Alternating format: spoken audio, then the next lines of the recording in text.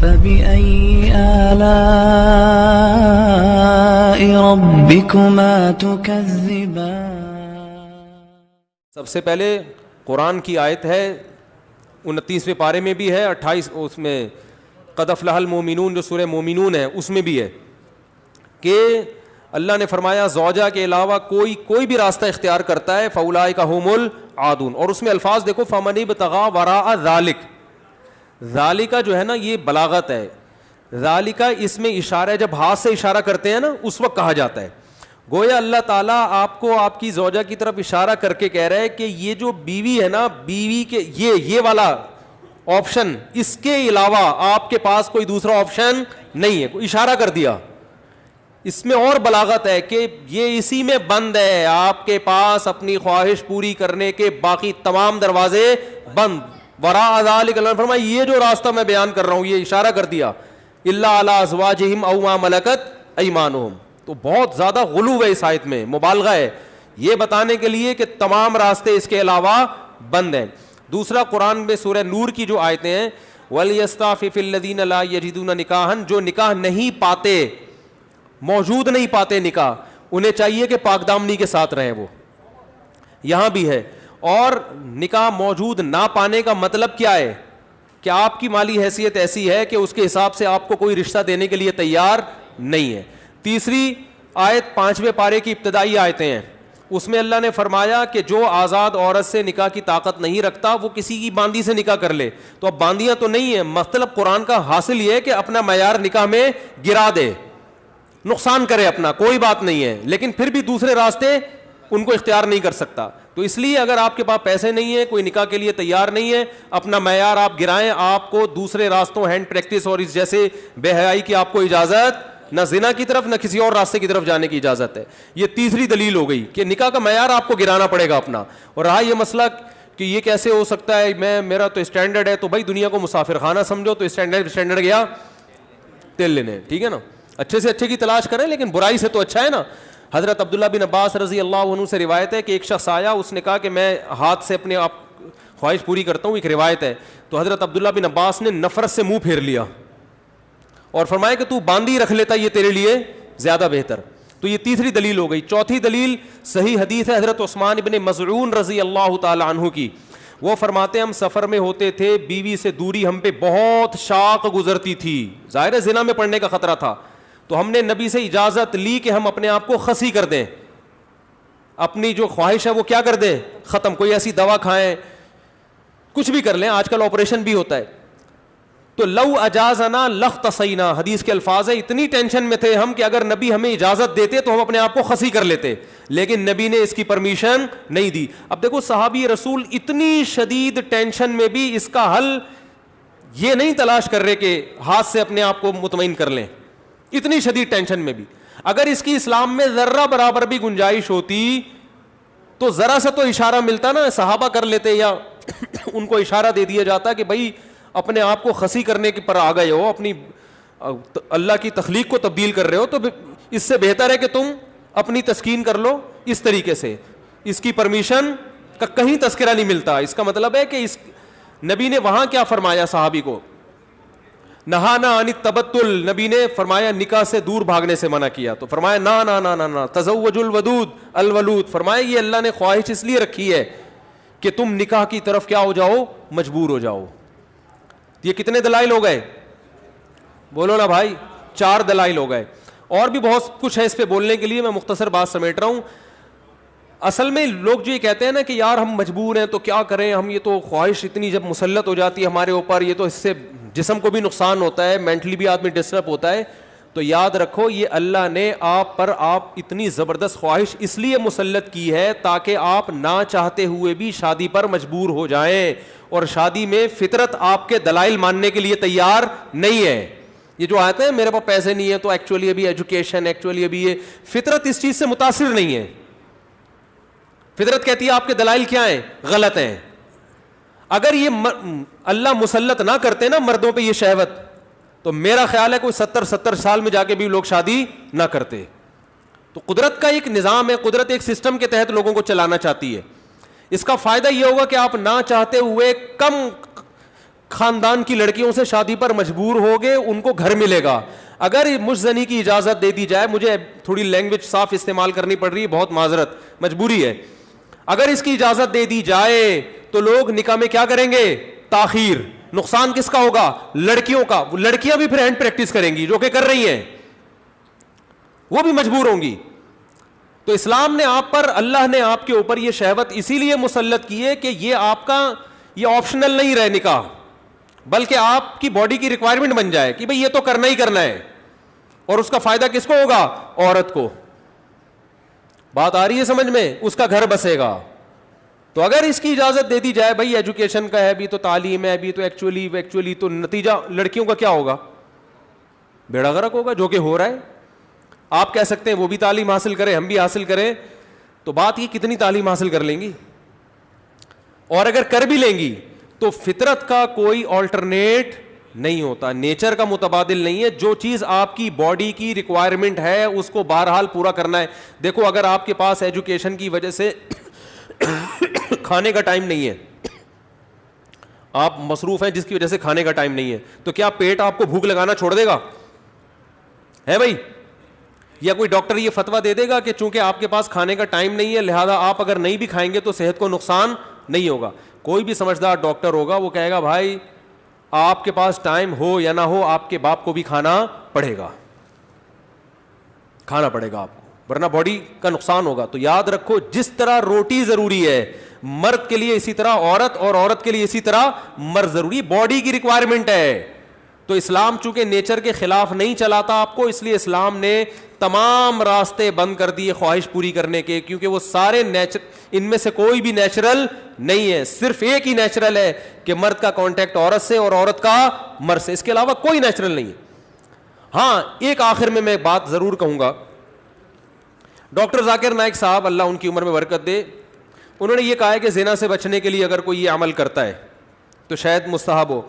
تو یہ بھی ایک اصول یاد رکھیں, بڑی برائی سے بچنے کے لیے اگر کوئی چھوٹی برائی کرتا ہے تو ہم یہ تو کہیں گے کہ یار چلو بڑی سے بچ گیا, لیکن اس چھوٹی کو بھی برائی ہی کہا جائے گا. کوئی اگر ہیروئن کا عادی ہے, ہم اسے ہیروئن چھڑوانے کے لیے چرس پہ لے آتے ہیں کہ یار چلو اس سے تو بچے گا نا, اب ایک دم تو نہیں چھوڑ سکتا. تو یہ اس عمل کی یوں تو تعریف کی جائے گی کہ یار چلو اس برائی سے بچ گیا, لیکن اس کی بیس پہ چرس کو آپ یہ کہہ دیں, شروع کر دیں کہ چرس جائز ہے یا وہ بھی کوئی افضل چیز ہے, اس کی پھر بھی اجازت نہیں ہوگی. تو اصل راستہ یہی ہے کہ کسی کو زنا کا خطرہ ہے, بھاگے وہاں سے بس, اور وہ کس کی طرف لپکے؟ نکاح کی طرف لپکے, معیار اپنا گرائے. اور پھر بھی نکاح نہیں ہوتا تو روزے رکھے کثرت سے تاکہ جسمانی قوت ٹوٹے. اور آخری بات یہ کہ یہ جو عمل ہے ہینڈ پریکٹس کا, یہ زنا سے انسان کو بچاتا بھی نہیں ہے. یہ بھی 100% غلط ہے کہ اس کے کرنے سے آدمی زنا سے بچ جاتا ہے, کیونکہ اس میں آدمی کی ڈیزائر پوری طرح پوری نہیں ہوتی, اس کی ٹھڑک بڑھتی ہے, کم نہیں ہوتی. اگر کوئی زنا یہ کام کر بھی لے نا, پھر بھی زنا کی طرف لپکے, بلکہ اور زیادہ لپکے گا, کیونکہ یہ خواہش نفس ایسی چیز ہے کہ یہ پوری کرنے سے بڑھتی ہے. آپ کے جو دل کی خواہش ہے نا, نفس کی خواہش, یہ پورا کرنے سے کم نہیں ہوتی بلکہ بڑھتی ہے. جو اپنے آپ کو روکتے ہیں تو ان میں تو کنٹرول میں رہتی ہے, جو نہیں روکتے ان کے کنٹرول سے باہر ہوتی ہے. یہ تو یہ حل بھی نہیں ہے, یعنی میڈیکلی بھی یہ حل نہیں ہے زنا سے بچنے کا کہ یہ کام کرو. جو جتنے بڑے بڑے زانی ہیں پہلے انہوں نے یہ کام کیا ہے, اس کے بعد جا کے زنا کی طرف گئے ہیں, اور جنہوں نے اپنے آپ کو اس عمل سے بچا لیا وہ زنا سے بھی بچے رہتے ہیں. تو زنا سے بچنے کا جو قرآن میں اور احادیث میں ہمیں طریقہ ملتا ہے, جیسے یوسف علیہ السلام تھے, ان کو عورت نے دعوت دی زنا کی, وہ بھاگے ہیں, بس نکلنے کی کوشش کی انہوں نے وہاں سے. تو اصل حل اس کا یہ ہے. اور آخری بات یہ کہ یہ میں مانتا ہوں بہت سارے نوجوانوں کے حالات سامنے آئے ہیں جو اس لت, اچھا یہ بھی ایک فالٹ ہے اس میں کہ یہ عمل ایک دفعہ ہوتا نہیں ہے. آپ جو نوجوانوں کی ہسٹری جمع کریں نا, تو ایسا نہیں ہوتا کہ جس نے ایک دفعہ کیا تو بس زندگی میں ایک ہی دفعہ کیا کہ یار بہت زیادہ مجبور ہو گیا تھا تو یہ عمل کر لیا. نا نا نا نا, جس نے ایک دفعہ کیا وہ دن میں 10 دفعہ بھی کرتا ہے پھر یہ عمل. اس کو ایسی حص اس کی بڑھ جاتی ہے اور ٹھڑک بڑھ جاتی ہے کہ پھر یہ معاملہ اس کے کنٹرول سے باہر نکل جائے. وہ 100 بار توبہ کرے گا, 100 بار توبہ توڑے گا وہ. تو یہ پریکٹیکلی بھی ممکن نہیں ہے کہ کوئی اپنے آپ کو بچانے کے لیے ایک دفعہ یہ عمل کر لیا تو اب سکون میں آ گیا. نا نا نا نا, میرے پاس جو نوجوان آتے ہیں ان کی ہسٹری میں آپ کو بتاؤں وہ کیا کچھ. ایک صاحب کی 2 بیوی, اچھا ہاں یہ بھی بتا دوں, جب یہ لت زیادہ پڑتی ہے تو پھر یہ بیماری شادی کے بعد بھی نہیں چھوٹتی, یہ بھی ذہن میں رکھیں. ایک صاحب, میں نے جو زندگی میں سب سے پہلا فتویٰ لکھا ہے نا وہ کیا تھا, آپ حیران ہوں گے. یہ 1999 میں سوال آیا, ایک آدمی کی 2 بیویاں, اسے نکاح سے پہلے اس کی عادت پڑ گئی, یہی سوچ کے کہ یار ابھی اپنے آپ کو ٹھنڈا کر لیتا ہوں, تسکین کر لیتا ہوں, برائی سے بچ جاؤں گا, یہ ہو جائے گا وہ ہو جائے گا. شیطان نے الٹے سیدھے اس کو جو ہے نا دلائل دیے اور کہتا ہے مجھے یہ برائی جب ہو گیا تو چسکا لگ گیا. پھر کہہ رہے پھر جب میں نے نکاح کیا ہے نا, ایک شادی کی ہے تو میری یہ عادت نہیں چھوٹی, دوسری 2 بیویاں اس کی, کہہ رہے پھر بھی نہیں چھوٹی. تو کہہ رہے میں اتنا غصے میں آ جاتا تھا کہ یار میری بیویاں بھی ہیں پھر بھی مجھے ان کو تسکین اس میں ہوتی ہے. پھر بالکل ایسے ہے جیسے لوط علیہ السلام کی قوم کو جب لڑکوں کی عادت پڑ گئی تو اب ان کو عورت سے تسکین بولتے کیوں نہیں ہو رہی. تو یہ ہینڈ پریکٹس کا ایک یہ بھی بڑا نقصان ہے کہ جب اس کی لت پڑ جاتی ہے تو شادی کے بعد بھی یہ عادت نہیں چھوٹتی. تو وہ کہہ رہا ہے میری 2 بیویاں تھیں, 1999 کی بات کر رہا ہوں میں, اس نے سوال بھیجا. تو کہہ رہا ہے کہ میں اتنا مجبور ہو گیا کہ ایک دن میں نے قسم اٹھائی کہ آئندہ میں نے اپنے ہاتھ سے اپنے آپ کو فارغ کیا تو میری دونوں بیویوں کو 3 طلاقیں. کہہ رہے میں نے یہ سوچا کہ شاید اس عمل سے میں اپنے آپ کو روک لوں گا, پھر بھی نہیں رکا, اور پھر بھی یہ عمل کیا اور ہم نے اس کو فتویٰ دیا کہ آپ کی دونوں بیویاں آپ پر ہمیشہ کے لیے حرام ہو گئی ہیں. تو اب آپ بتاؤ اس پہ کیا گزر رہی ہوگی. تو ہم نے لوگوں کے یہ حالات دیکھے ہیں, تو اس لیے اس قسم کے کلپ سے متاثر ہو کر کوئی بھی شخص ایسی حماقت کرنے کی کوشش بولو بھائی نہ کرے. اور میرا مقصد آپ کو کسی کو مایوس کرنا نہیں ہے. اگر کوئی نوجوان اس بیماری میں مبتلا ہو گیا ہے تو حدیث میں آتا ہے ما انزل اللہ من داء الا انزل له شفاء, ہر بیماری کا اللہ نے شفا پیدا کی ہے. تو مایوس نہ ہو. وہ سب سے پہلے تو وہ نکاح کرے تاکہ معاملہ آگے بڑھے نہیں, کیونکہ اگر نہیں کرے گا نا یہ پھر یہاں تک رکے گا نہیں معاملہ. کیونکہ یہ لڑکے پھر جب یہ کام کرتے ہیں پھر وہ انٹرنیٹ پر فحش فلمیں بھی دیکھتے ہیں, پھر وہ تصویروں کی طرف بھی جائے گا, بد نظری کی طرف بھی, اور پھر یہ بڑھتا رہے, پھر وہ زنا کا متلاشی ہوتا ہے کہاں مجھے موقع ملے. تو اس لیے میرے بھائی اپنے آپ کو روکنے کی کوشش کرنی چاہیے. تو اس کا پہلا اسٹیپ یہ ہے کہ سب سے پہلے آپ یہ عزم کریں کہ میں نے اپنے آپ کو اس برائی سے ہر قیمت پہ دور کرنا ہے. یہ میرا ایم ہے, میرا عزم ہے. اگر آپ ارادے میں ہی ڈھیلے ہیں تو بھائی پھر معاملہ کیا ہو جائے گا, خراب ہو جائے. تو پہلے تو کیا کرنا ہے, پکا عزم کرنا ہے. اب دوسرا علاج کے طریقے دریافت کرنے آپ نے. سب سے پہلا کام یہ کرنا ہے کہ انسان کو جہاں برائی کی عادت پڑتی ہے نا وہاں برائی چھوٹتی نہیں ہے. آپ کی کوئی خاص ایسی جگہ جہاں آپ سونے کے لیے لیٹتے تھے اور وہاں پر آپ پہ یہ شہوت کا جنون چڑھتا تھا تو اپنا ٹھکانہ وہاں سے کیا کر لو, چینج کر لو.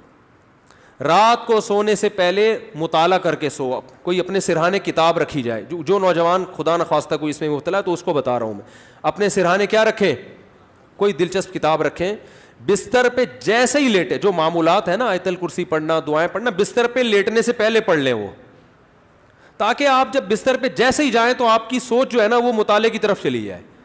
تو فوراً آپ نے کیا کرنا ہے, جیسے ہی سونے کے لیے لیٹے کتاب آپ کے پاس ہونی چاہیے. بستر پہ جاتے ہی آپ اس کتاب کا مطالعہ کرنا شروع کر دیں. انسان جیسے ہی لیٹ کے مطالعہ کرتا ہے اس کو نیند آ جاتی ہے, آپ سو جائیں گے, کیونکہ زیادہ تر نوجوانوں کے پر یہ اٹیک رات کے ٹائم ہی ہوتا ہے. دوسرا کام ہو گیا. تیسرا مسئلہ یہ ہو گیا کہ آپ کسی ڈاکٹر کو بھی بتائیں, ماہر نفسیات کو, لیکن ماہر نفسیات سے کہیں کہ مجھے یہ برائی چھڑوانی ہے, کیونکہ ماہر نفسیات بعض دفعہ اور ڈال دیتے ہیں اس برائی میں. ایسے نفسیاتی ڈاکٹر بھی ہیں, وہ کہتے ہیں اس سے کوئی نہیں, ڈپریشن کا علاج ہے. اور بھائی ساری ڈپریشن کے اور بہت سارے علاج ہیں دنیا میں, وہ علاج وقتی ہے, جیسے سٹا لگانے سے نا وقتی طور پہ ٹھیک ہو جاتا ہے. تو اب یہ بیوقوفی ہے نا کہ سٹے لگا کے ڈپریشن کا علاج, اس سے ڈپریشن بڑھتی ہے, کم نہیں ہوتی. وقتی کم ہوگی, اگلے دن اس سے بڑا اٹیک ہوگا آپ کے اوپر, سارا دن پھر یہی کرتا رہے گا. ایسے ایسے لڑکے آ کے بتاتے ہیں کہ آدمی حیران ہوتا ہے, یار تمہاری ہڈیوں میں اتنا جوس کہاں سے آیا, تم مر کے ختم ہو جاؤ گے اللہ کے بندو. تو وہ یہی کرتے رہتے ہیں ڈپریشن. تو ماہر نفسیات بھی الو سب کچھ سب کو نہیں پتا ہوتا. تو ماہر نفسیات سے بولیں کہ مجھے یہ برائی چھڑوانی ہے ایسی کی تیسی, آپ کے باقی افلاطونیاں بقراتیاں اپنے پاس رکھو آپ, یہ برائی مجھے کیا کرنی ہے. تو نفسیاتی بھی ٹوٹکے ہوتے ہیں, کچھ طریقے ہوتے ہیں. کوئی ماہر ڈاکٹر ہوگا انشاءاللہ آپ کو ایسے طریقے بتائے گا, ایسے ٹوٹکے بتائے گا, ایسی تدبیریں بتائے گا کہ آہستہ آہستہ یہ برائی آپ سے انشاءاللہ چھوٹ جائے گی. اور ایک اور کام, دعا بھی مانگنی ہے, کسی شیخ سے اصلاحی تعلق بھی قائم کرو, ان کو بھی بتاؤ اپنی بیماری. اور ایک اہم ترین بات یہ کہ اپنے آپ کو ایسے نہ چھوڑو, جب بھی یہ گناہ آپ سے ہو آپ نے اپنے اوپر کوئی سزا متعین کرنی ہے. 2 روزے, 3 روزے, یا 1 روزہ, یا 1 ہفتے کا روزہ, یہ سزا دینی ہے اپنے آپ کو. وہ ہر آدمی کا کے حساب سے مختلف ہوتی ہے. صدقہ بھی کرنا ہے, تاکہ اس کا فائدہ یہ ہوگا کہ دیکھو یہ ایک دم نہیں چھوٹتا گناہ, یہ آہستہ آہستہ ہی چھوٹے گا. اس لیے مایوس نہیں ہونا کہ اتنے سارے ٹوٹکے اختیار کیے پھر گناہ ہو گیا, تو پھر شیطان مایوس کرتا ہے, بھائی تیرے بس کا کام نہیں ہے. کوئی بات نہیں یار, ٹھنی اس سے ہے دشمنی عمر بھر کی, کبھی وہ دبا لے کبھی تو دبا لے. شیطان کو حضرت مظلوم نے فرمایا کہ کبھی شیطان تجھے پٹک دے گا نیچے, کبھی کبھار تو بھی تو شیطان کو پٹکے گا نا, تو پھٹا چلتا رہے گا قیامت تک, کوئی مسئلہ نہیں ہے. تو کیا کرنا ہے, جب بھی یہ گناہ ہو جائے 2 رکعت پڑھ کے توبہ کرنی ہے, اللہ سے معافی مانگنا ہے, اور اپنے آپ کو کوئی سزا دینی ہے صدقہ کے ذریعے یا روزے کے. سب سے بہتر سزا روزہ ہے, صدقے سے اتنا فائدہ نہیں ہوتا, روزے سے اس میں زیادہ فائدہ ہوتا ہے. تو روزہ رکھے, کیونکہ نفس کو خوش کیا ہے, تو اپنے نفس کو جب تکلیف دے گا بھوکا پیاسا رکھ کے, تو یہ اس میں نفس کو جو ہے نا, آپ کے جو دل ہے اس کی چاہتوں کو چترول لگتے ہیں ٹائٹ طریقے سے روزہ رکھنے سے. تو اپنے من کو خوش کیا نا اس نے حرام طریقے سے, تو روزہ رکھ کے اپنے من ہی کو ٹینشن دے گا یہ. تو روزہ رکھنا بہت زبردست اس کا ایک علاج ہے.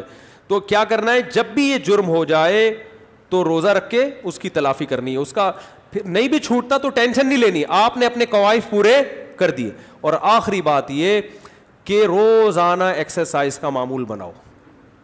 جب آپ صبح جاگنگ کرو گے, شام کو جم جاؤ گے, تو پھر آپ دیکھو گے ڈولے شولے نکل رہے ہیں اور جناب طاقت آ رہی ہے, تو نفسیاتی طور پر انسان پھر غیر اخلاقی سرگرمیوں سے دور ہو جاتا ہے خود بخود, کہ یار میں ایک طرف اتنا اپنی باڈی کا خیال کر رہا ہوں, اسی طرف اپنی صحت کو برباد کر رہا ہوں میں, ہے بھائی. اب میری ساری انرجی جو یوٹیلائز ہو رہی ہے تو ناجائز چیزوں میں ہو رہی ہے. تو یہ لاشعوری طور پر جب انسان مفید کاموں کی طرف آتا ہے تو نیگیٹو سوچ اس کی خود بخود, بولتے کیوں نہیں بھائی, کبھی کسی ہیروئنچی کو جم جاتے ہوئے دیکھا آپ نے؟ وہ نہیں جاتا, کہتا ہے ابے جاؤ باڈی کی ایسی کی تیسی, مزہ تو آ رہا ہے نا چھٹا لگانے میں. تو جو جم جائے گا وہ ہیروئن نہیں پیے گا, جو ہیروئن پیے گا وہ جم نہیں جائے گا. تو اسی طرح جم جانے والے بھی اکثر ان برائیوں سے بچ جاتے ہیں, اور اس برائی سے بچنے کا بہت فائدہ ہے دنیا میں بھی آخرت میں بھی. دنیاوی فائدے کیا ہیں وہ پھر کبھی انشاءاللہ کسی اور وقت بتائیں گے, اخروی فائدے تو ہیں ہی بہرحال. لیکن میں نے آپ کو بتایا اس میں مایوس نہیں ہونا, یہ چیزیں جلدی نہیں چھوٹتی. ایک چیز کی لت اگر پڑ چکی ہو تو پھر ٹائم لگتا ہے چیزوں کو چھوٹنے میں, لیکن لڑتے رہنا ہے زندگی بھر. ہتھیار ڈال کے بیٹھنا نہیں ہے کہ نہیں بھائی اب تو ڈاکٹر فلاں نے بھی کہہ دیا تو فلاں ڈاکٹر نے بھی. ایک لڑکے کو ڈاکٹر نے خود اس مرض میں ڈالا ہے, وہ بچتا تھا ان چیزوں سے, ڈاکٹر کے پاس گیا, ڈاکٹر نے کہا کوئی حرج نہیں ہے اس میں کر لو, کوئی میڈیکلی کوئی نقصان نہیں ہے.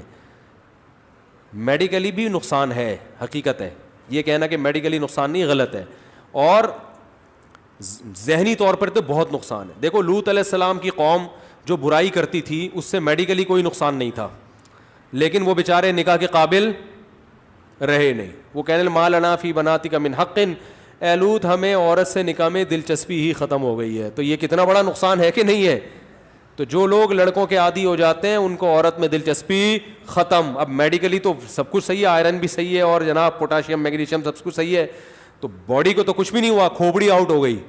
تو یہ جو حرکت ہے نا ہینڈ پریکٹس, اس سے بھی انسان مینٹلی کیا ہو جاتا ہے, بہت ڈسٹرب ہوتا ہے, جس سے جو نیچرل ایک پروسیس قدرت نے رکھا ہے, خدا نے رکھا ہے, وہ بہت برے طریقے سے متاثر ہوتا ہے اس عمل سے. تو اس لیے اپنے آپ کو ان تمام ایکٹیویٹیز سے بچا کے رکھنا چاہیے. اور پاک دامنی والی زندگی وہ یہی ہے کہ جلد سے جلد, میں تو کہتا ہوں لڑکا بالغ ہو, ماں باپ کو چاہیے فوراً شادی کر دو اس کی, اس طرف اس کو آنے ہی نہ دو. اور اس کے غلط ہونے کی ایک بڑی دلیل یہ بھی ہے کہ جس نوجوان نے دوسروں سے نہ سنا ہو یا بروقت شادی ہو گئی ہو, وہ کبھی یہ کام نہیں کرتا, اس کا کبھی دماغ جائے گا ہی نہیں. یہ خود اس کی علامت ہے کہ یہ نیچرل نہیں ہے یہ. تو اللہ تعالیٰ سب کی حفاظت